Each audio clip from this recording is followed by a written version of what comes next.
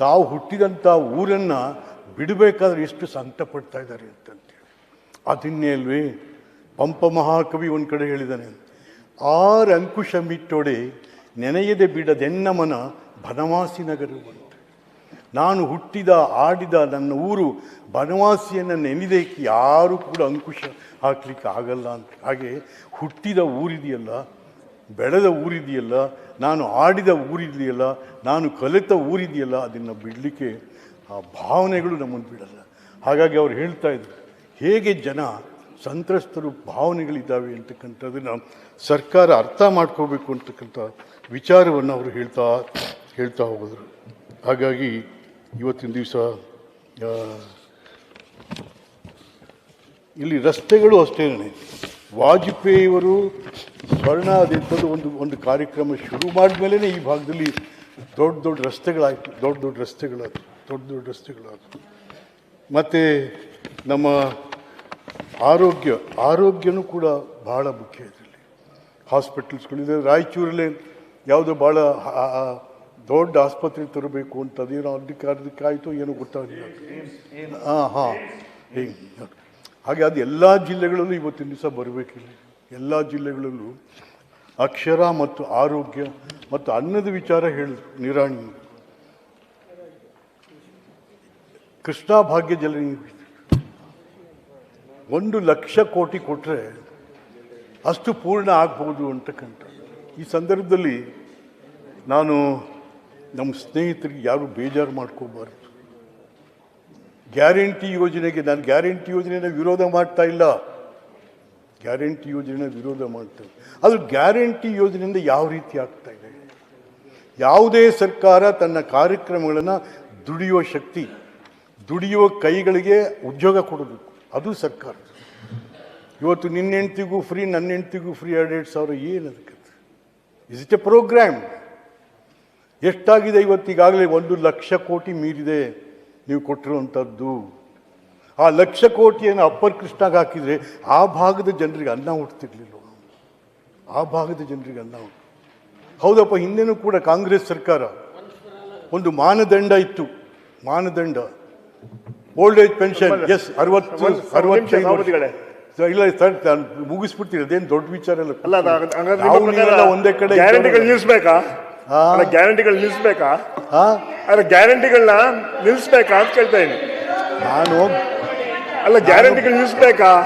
ನಾನು ಗ್ಯಾರಂಟಿಗೆ ವಿರೋಧ ಮಾಡ್ತಾ ಇಲ್ಲ. ಗ್ಯಾರಂಟಿಯಿಂದ ಜನರಿಗೆ ಎಷ್ಟು ಅನುಕೂಲ ಆಯಿತು. ದುಡಿಯೋ ಕೈಗೆ ಉದ್ಯೋಗ ಸಿಗ್ತಾ ಗ್ಯಾರಂಟಿಯಿಂದ.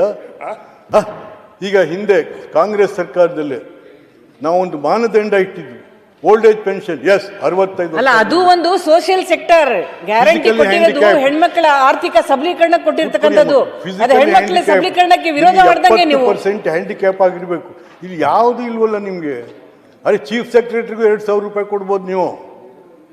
ದೊಡ್ಡ ಬಂಗ್ಲೆಗಳಲ್ಲಿರೋರ್ಗೂ 2,000 ರೂಪಾಯಿ ಕೊಡ್ಬೋದು. ನಾನು ಅದಕ್ಕೆ ಒಂದು ಸರ್ಕಾರ ಬಹಳ ವಿವೇಕಯುತವಾಗಿ, ವಿವೇಚನಾಯುತವಾಗಿ tax payers money, we are spending tax payers money. ಯಾರ್ದೋ ದುಡ್ಡಲ್ಲ ಇದು. ಈಗ 8,00,000 ಕೋಟಿ ಸಾಲ ಮೀರ್ತಾ ಹೋಗ್ತಾ ಇದ್ದೀವಿ. ಹಾಗಾದ್ರೆ ಯಾರಿದನ್ನು ತೀರಿಸುವಂಥವ್ರು? ಹಾಗಾಗಿ ವಿವೇಚನೆಯಿಂದ, ವಿವೇಕದಿಂದ ನಾವು ಕಾರ್ಯಕ್ರಮಗಳನ್ನ ರೂಪಿಸಿ ನಮ್ಮ ಜನರಿಗೆ ಅನುಕೂಲ ಮಾಡಿಕೊಡ್ಬೇಕೆ ಹೊರತು ಹೀಗಲ್ಲ ಅಂತಕ್ಕಂಥದ್ರೆ ನಾನು ನೇರವಾಗಿ ಹೇಳಲಿಕ್ಕೆ ನಾನು ಇಷ್ಟಪಡ್ತಾ ಇದ್ದೀನಿ. ಮತ್ತು ಇವತ್ತು ನಾನು ಇದನ್ನು ಕುಮಾರಸ್ವಾಮಿಯವ್ರಿಗೂ ಕೂಡ ಓಪನ್ ಅಸೆಂಬ್ಲಿಯಲ್ಲಿ ಹೇಳಿದೆ. ನಾನು ಮುಖ್ಯಮಂತ್ರಿಗಳೇ, ಭಾಳ ಇಂಪಾರ್ಟೆಂಟ್ 3 ಇಲಾಖೆಗಳಿದ್ದಾವೆ ನಮ್ಮಲ್ಲಿ. 33 ಇಲಾಖೆಗಳಲ್ಲಿ 3 ಇಲಾಖೆ ಭಾಳ ಇಂಪಾರ್ಟೆಂಟ್. ಒಂದು ಫೈನಾನ್ಸ್, ಒಂದು DPR, ಒಂದು ಲಾ. ಈ 3 ಕೂತ್ರೇ ಸಮಸ್ಯೆಗಳು ಪರಿಹಾರ ಆಗೋದು. ಇಲ್ಲಾಂದರೆ 3 ಓಡಾಡ್ತಾ ಇರ್ತವೆ, ಬರೀ ಫೈಲ್ಸ್ ತಿರುಗ್ತಾ ಇರ್ತವೆ, ಏನೂ ಆಗಲ್ಲ. ಈ 3 ಒಟ್ಟಿಗೆ ಕೂತಾಗಲೇ ಡಿಸಿಷನ್ ಆಗುತ್ತೆ. ಹಾಗಾಗಿ ಈ 3ರಲ್ಲಿ 2 ಇಲಾಖೆಗಳು ಯಾರ ಹತ್ರ ಇದ್ದಾವೆ? ಮುಖ್ಯಮಂತ್ರಿ ಹತ್ರನೇ ಇದೆ. ಮುಖ್ಯಮಂತ್ರಿಗಳು doesn't have time. It's a time factor. ಹೌದು, ನಿಮಗೆಲ್ಲ ಶಕ್ತಿನೂ ಇದೆ, ಬುದ್ಧಿವಂತಿಕೆ ಇದೆ, ಟೈಮ್ ಎಲ್ಲಿದೆ ನಿಮಗೆ? DPR, ಅಯ್ಯೋಯ್ಯೋ, ನಿಮ್ಮ IAS KS ಅಧಿಕಾರಿಗಳಿಗೆ ಪ್ರಮೋಷನ್ನು, ಪೋಸ್ಟಿಂಗ್ಸ್ ಇದೆಲ್ಲ ಕೊಡು, ದೊಡ್ಡ ಡಿಪಾರ್ಟ್ಮೆಂಟ್ ಅದು. ನಮ್ಮ ಆಡಳಿತದ ಹೃದಯ ಅದು DPR ಡಿಪಾರ್ಟ್ಮೆಂಟ್. ಏನಾಗ್ತಾ ಇದೆ DPR ಡಿಪಾರ್ಟ್ಮೆಂಟಲ್ಲಿ? ಯಾರೋ ಬರ್ಕೊಂಬಂದಿದ್ದಕ್ಕೆ ಸೈನ್ ಹಾಕಿ ಕಳಿಸ್ತಾ ಇದ್ದೀವಿ. ಯಾರೋ ಬರ್ಕೊಂಬಂದು ಸೈನ್ ಹಾಕಿ ಕಳಿಸ್ತಾ ಇದ್ದೀವಿ. ಎಲ್ಲೆಲ್ಲೋ ಏನೋ DC ಪಾಸಿ ಪೋಸ್ಟಿಂಗ್ಸ್ಗೆಲ್ಲ ಏನೇನೋ ಆಗ್ತಾ ಇದೆ ಇವತ್ತು. ಸೊ ಹಾಗಾಗಿ ಇವತ್ತು ನಾನು ಅದನ್ನು ಹೇಳಿದೆ, ಕುಮಾರಸ್ವಾಮಿ ದಯವಿಟ್ಟು ಹಾಗಾದರೆ ಇಷ್ಟು ಜನರಲ್ಲಿ ಯಾರು ಫೈನಾನ್ಸ್ ಡಿಪಾರ್ಟ್ಮೆಂಟ್ ನಡೆಸುವಂಥ ಒಬ್ಬ MLA ಇಲ್ವೇ ನಮ್ಮ ರಾಜ್ಯದಲ್ಲಿ? ಕೊಡಿ ಅವರಿಗೆ, DPR ಒಬ್ಬರಿಗೂ ಕೊಡಿ, ಸೂಪರ್ವೈಸ್ ಮಾಡಿ. Because the chief minister has got every power to summon any file, any minister, any officer. Is a supremo power. King cannot be questioned. ಆ ಥರ ಇದೆ ಅದು. ಮುಖ್ಯಮಂತ್ರಿ ಅಧಿಕಾರ, ಪ್ರೈಮ್ ಮಿನಿಸ್ಟರ್ ಅಧಿಕಾರ. ಹಾಗಾಗಿ ಇವತ್ತೇನಾಗಿದೆ, ಈ ಇಲಾಖೆ 3 ಇಲಾಖೆಗಳು ನಮ್ಮ ಹಿಡಿತವನ್ನು ತಪ್ಪೋಗಿರೋದ್ರಿಂದ ಆಡಳಿತ ಏರುಪೇರಾಗುತ್ತೆ. ಆಡಳಿತ ಏರುಪೇರಾಗೋದ್ರಿಂದ ಅಭಿವೃದ್ಧಿಯೂ ಕೂಡ ಏರುಪೇರಾಗ್ತಾ ಹೋಗ್ತಾ ಇರ್ತದೆ. ಇದು ಬಹಳ ಮುಖ್ಯವಾಗಿ ಗಮನಿಸಬೇಕಾದಂಥ ಅಂಶಗಳು ಅಂತಂಥೇಳಿ ನಾನು ತಮ್ಮಲ್ಲಿ ವಿನಂತಿ ಮಾಡ್ತಾ ಹೋಗ್ತೀನಿ ನಾನು.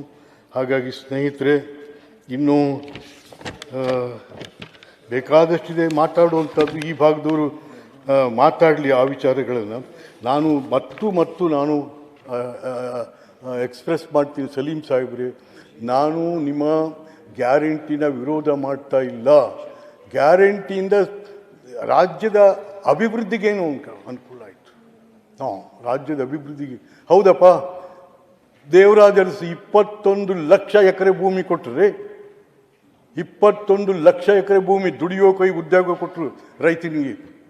ಬಂಗಾರಪ್ಪನವರು 10 HP ಪವರ್ ಕೊಟ್ಟರು, ಫ್ರೀ, ಇವತ್ತಿಗೂ ನಡೀತಾ ಇದೆ. ಯಾಕೆಂದ್ರೆ ನೀರಾವರಿ 60 ಭಾಗ ನೀರಾವರಿ ನಾವು ಭೂಮಿಯಿಂದನೇ ಎತ್ತಬೇಕು, 40 ಭಾಗ ಮಾತ್ರ ನಮ್ಮ ನಾಲೆಗಳು, ಹೊಳೆಗಳು, ಅಣೆಕಟ್ಟುಗಳು